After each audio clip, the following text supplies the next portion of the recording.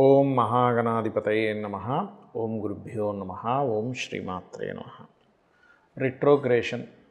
Retrogression అసలు మనకి ఎప్పటి నుంచి ఉంది? దాని మూలంగా ప్రతి లగ్నానికి, ద్వాదశ లగ్నాలు లేదా లగ్నం తెలియని వారు రాశి వారికి ఎటువంటి ఫలితాలు జరగనున్నాయి? అది ముఖ్యంగా జూలై 13వ తేదీ నుంచి నవంబర్ 28వ తేదీ వరకు ఈ శని వక్ర త్యాగం అంటే వక్ర గతిలోకి వెళ్తాడు. వక్ర త్యాగం జూలై 28వ తేదీ తర్వాత వక్ర త్యాగం అవుతుంది.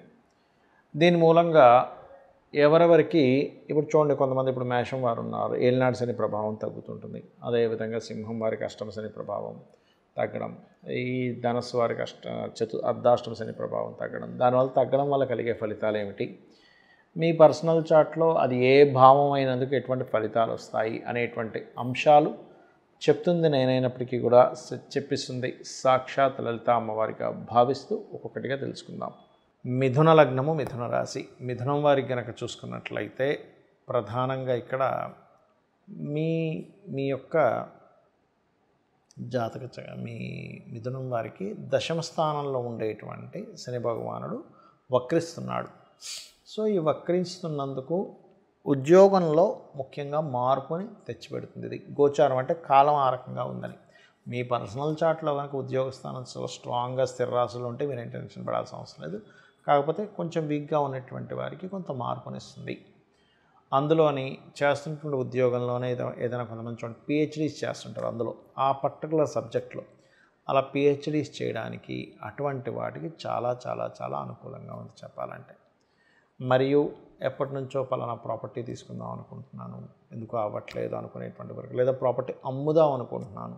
కొంతమంది అండి ఏదైనా అమ్మేసి మళ్ళీ దాంతో ఇంకొక ప్రాపర్టీ తీసుకుంటారు. అటువంటి వాటికి ఈ వక్ర గతి ఏదైతే ఉందో చక్కగా అనుకూలిస్తుంది. అలాగే ఈ 9వ స్థానంలోకి 10వ స్థానంలో ఉండేటువంటి శని 9వ స్థానంలోకి వస్తూ దాని మీద కుజుడు దృష్టి ప్రత్యేకంగా 1 మంత్ కంప్లీట్గా జూలై మాసంలో ఎక్కువగా ఉంటుంది. మీకు నవంబర్ 28వ తేదీ వరకు వక్రగతి ఉన్నప్పటికీ ఈ లాంగ్ జర్నీసు, తండ్రి గారికి సంబంధించిన విషయంలోని, హైయర్ ఎడ్యుకేషన్ రిలేటెడ్ సంబంధించిన విషయాల్లోని, బ్యాంక్ ట్రాన్సాక్షన్స్ విషయాల్లోని ముఖ్యంగా జూలై మాసంలో కాస్త జాగ్రత్తగా ఉండాలి, గుర్తుపెట్టుకోండి. అలాగే కొద్దిగా మీకు ఈ వక్రగతి ఉంటూ మరలా మీకు ఆగస్టు సెప్టెంబర్ మాసాల్లో కుజుడు 4లో ఉంటాడు. అలాంటి సమయంలో మీరు కాస్త వాహనాల మీద వెళ్ళేటప్పుడు, ఏదైనా ప్రాపర్టీ తీసుకునేటప్పుడు కొంత జాగ్రత్తగా ఉండాలి. ఎందుకంటే వక్రించిన శని దృష్టి కుజుడి మీద ఉంటూ ఆగస్ట్ సెప్టెంబర్ మాసాల్లో ఉంటుంది. కాబట్టి ఇక్కడ పర్టికులర్గా ఈ యొక్క అంశాల్లో చాలా చాలా చాలా జాగ్రత్తగా ఉండాలి. ఎందుకంటే ఇక్కడ శని కుజులు పరస్పరము ఆ యొక్క కాంబినేషన్స్లో తిరుగుతుంటాయి.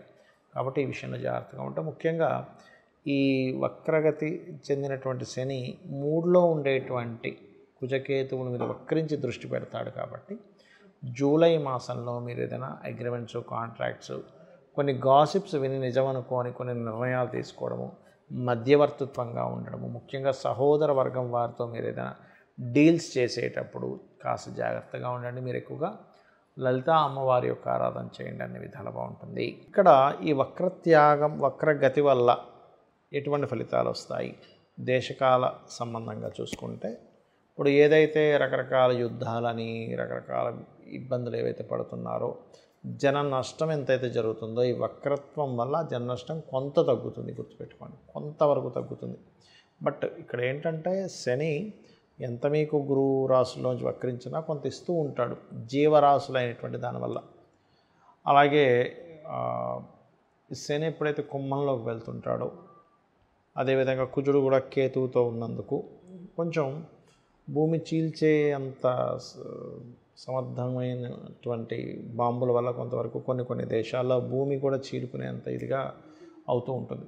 ఇది పర్టికులర్గా మనకి కుజుడు సింహంలో ఉన్నప్పుడు కానివ్వండి, దాని తర్వాత వృశ్చికంలోకి అంటే ఈ ప్రభావం పడటం వల్ల, దీనివల్ల కొంతవరకు ఈ వక్రగతి వల్ల కుజుడు కూడా తర్వాత మనకి సింహం నుంచి మారడం వల్ల మనకి హైదరాబాద్ లాంటి ప్రదేశాల్లో కొంతవరకు ఈ భూ సంబంధించినటువంటివి పెరుగుదల కూడా ఉంటుందండి, గుర్తుపెట్టుకోండి.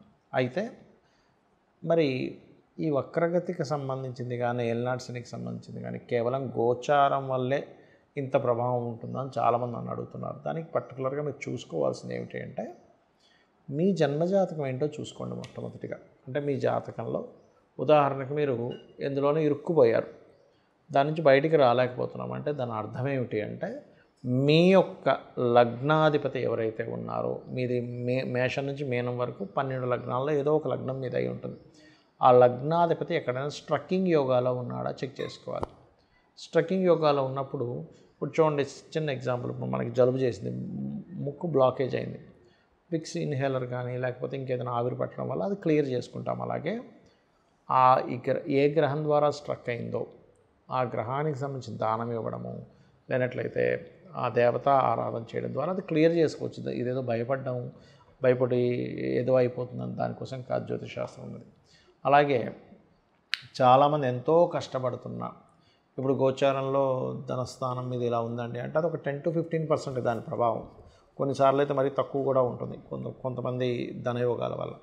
మీ పర్సనల్ చార్ట్లో అసలు ధనాన్ని ఇచ్చే గ్రహం ఎలా ఉంది, అది ఎంత స్ట్రెంగ్త్ఫుల్గా ఉంది, దాని మీద స్ట్రెంగ్త్ చేసుకోవాలి. చాలామంది తెలియక అది స్ట్రెంగ్త్ చేసుకోవడానికి ఆ ఉంగరం పెట్టేసుకుంటారు. అది కాదు, అది కేవలం మీకు శుభుడై వీక్గా ఉంటేనే ఉంగరం పెట్టుకోవాలి, కానీ అదర్వైజ్ మీరు ఇటువంటి ఉంగరాలు పెట్టుకున్నా ఉపయోగం ఉండదు.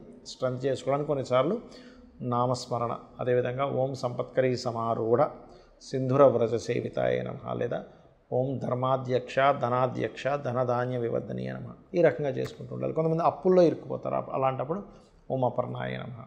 అది పర్టికులర్ పీరియడ్ ఉంటుంది. రుణస్థానం ఎప్పుడు మనకి బాగా యాక్టివ్ అవుతుంది, ఆ సమయంలో అనవసరంగా మిస్క్యాలిక్యులేషన్ చేసుకుంటూ అప్పులు చేసుకుంటామా, దానివల్ల అప్పులు పాలవుతామా, ఇది పర్టికులర్గా జాగ్రత్త వహించాలి, గుర్తుపెట్టుకోండి. అలాగే మరొక విషయం ఏంటంటే ఇక్కడ కొంతమందికి సహోదరులతో సరైన కమ్యూనికేషన్ లేకపోవడం, ఇవన్నీ ఎందుకు అవుతాయంటే పూర్వజన్మల్లో సహోదర వర్గంతో మీరు సరిగ్గా ఉండవలసిన ధర్మంగా లేకపోవడం వల్ల సహోదర వర్గంతో ఇబ్బంది వస్తూ ఉంటుంది. లేదా వాళ్ళు మీరు ధర్మంగా ఉన్నా సరే వాళ్ళు కావాలని బిహేవ్ చేస్తే వాళ్ళు కూడా ఖచ్చితంగా అనుభవిస్తారు, అందులో ఎటువంటి సందేహం లేదు.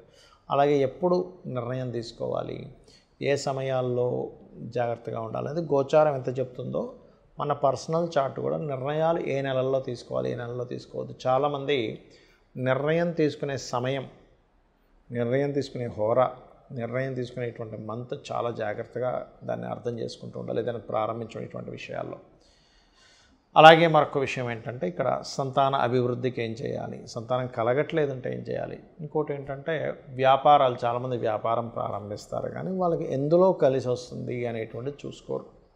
ఎంతసేపు హడావిడిగా ఏదో ప్రారంభించేయడం, దానిలో ధనయోగం లేదు.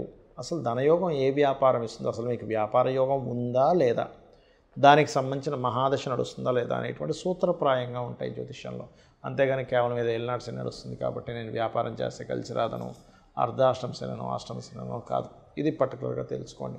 అలాగే వివాహ సమయం దగ్గర నుంచి, ఇన్వెస్ట్మెంట్స్ సంబంధించిన విషయాల దగ్గర నుంచి, విదేశాలకు వెళ్ళేటువంటి అంశాల దగ్గర నుంచి అన్నీ కూడా మీ జన్మజాతకంలో పర్టికులర్ మహాదశ ఏ రూపంలో మీకు యోగాన్ని ఇస్తుంది, ఇది రైట్ టైమా కాదా వివాహం చేసుకోవడానికి, ఇది రైట్ టైమా కాదా పార్ట్నర్షిప్ చేయడానికి, మీకు అసలు మీ జన్మజాతకంలో పార్ట్నర్షిప్ చేసే యోగం ఉందా లేదా, ఇప్పుడు ఇన్వెస్ట్మెంట్ చేయడం కరెక్టా కాదా, విదేశాలకు వెళ్ళడం కరెక్టా కాదా, గోచారం ఎంతవరకు అనుకూలిస్తుంది. కానీ లేదండి నాకు డిజైర్ ఉంది, అలాంటప్పుడు మీరు ఎటువంటి చిన్న చిన్న పరిహారాలు, ఏదో పెద్ద వేలు లక్షలు ఖర్చు పెట్టి పూజలు చేయాల్సిన అవసరం లేదు. చిన్న నామస్మరణ రోజు కూర్చొని ఒక అరగంట 40 నిమిషాలు కూర్చొని చేయడం వల్ల అది మీకు బలాన్ని ఇస్తుంది. మీకు ఆ సిచ్యువేషన్ హ్యాండిల్ చేసేటువంటి శక్తిని అమ్మవారు ఇస్తుంది. ఆ రకంగా మీరు ఎప్పుడైనా సరే గుర్తుపెట్టుకోండి, మీ జన్మజాతకంలో ఉండేటువంటి ప్లానటరీ పొజిషన్స్ ఎలా ఉన్నాయి, అది ఎంత స్ట్రెంగ్త్ కలిగి ఉన్నాయి చూడండి. ఇప్పుడు మనలో ఉండేటువంటి స్ట్రెంగ్త్ ఏంటని తెలుసుకుంటాం. నాకు బాగా స్కిల్స్, రైటింగ్ స్కిల్స్ ఉన్నాయంటారు, కొంతమంది సింగింగ్ స్కిల్స్ అంటారు, మరి కొంతమందికి అకల్ట్గా ఏదైనా ప్రిడిక్ట్ చేసే స్కిల్స్ ఉంటాయి. మరి ఒక్కొక్క రకంగా కొంతమంది స్కిల్స్ ఉంటాయి. బైక్ బాగా నడుపుతారు, కారు బాగా నడుపుతారు. అది ఎలాగో మీ పర్సనల్ చార్ట్లో కూడా మీ జాతక చక్రంలో ఉండేటువంటి గ్రహాలు ఎలా ఉన్నాయనేటువంటిది చూసుకోవాలి. ఆ రకంగా ఆ బలాన్ని దాని సంబంధంగా ప్రయత్నాలు చేయడం ద్వారా సక్సెస్ రావడము, ఏది బలహీనంగా ఉందో దానికి సంబంధించిన రెమెడీ చేయడం ద్వారా ఖచ్చితంగా మీకు బాగుంటుంది. దీంతోపాటు జాతకం లేదు అనుకునేవారు ఏమీ ఇబ్బంది పడకుండా చక్కగా అమ్మవారి ఆరాధన నిత్యము చేయడం ద్వారా ఖచ్చితంగా మీ యొక్క జీవితం అమ్మవారే చూసుకుంటుంది. శ్రీమాత్రే నమః.